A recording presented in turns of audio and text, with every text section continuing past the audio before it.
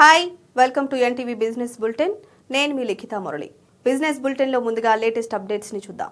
నిన్నటి నుంచి దేశీయ స్టాక్ మార్కెట్ ప్రధాన వార్తల్లో నిలుస్తోంది.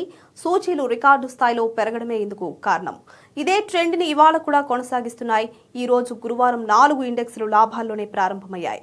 ముఖ్యంగా నిఫ్టీ అత్యుత్తమ పనితీరును కనబరుస్తోంది. ఇక మరిన్ని వివరాలు చూద్దాం. సెన్సెక్స్ 135 పాయింట్లకు పైగా వృద్ధి చెంది 85,745.10 వద్ద మొదలుపెట్టింది. నిఫ్టీ 56 పాయింట్లు రైజ్ అయి 26,261.30 పాయింట్లతో ఓపెన్ అయింది.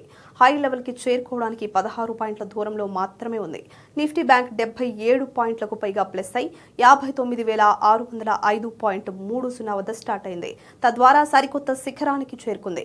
నిఫ్టీ మిడ్ క్యాప్ 155 పాయింట్లకు పైగా గెయిన్ అయి 61,216.80తో శ్రీకారం చుట్టింది. నిఫ్టీలో Hindalco, Bajaj Finance, Axis Bank, LNT, Asian Paints షేర్లు భారీగా ప్రాఫిట్స్ పొందాయి. సెన్సెక్స్ లో వోల్పూల్ కంపెనీ స్టాక్స్ నష్టాలను చవిచూశాయి. రూపాయి విలువ 6 పైసలు బలపడింది. బుధవారం 89.27 వద్ద క్లోజ్ అవగా నేడు 89.21 వద్ద ఉంది.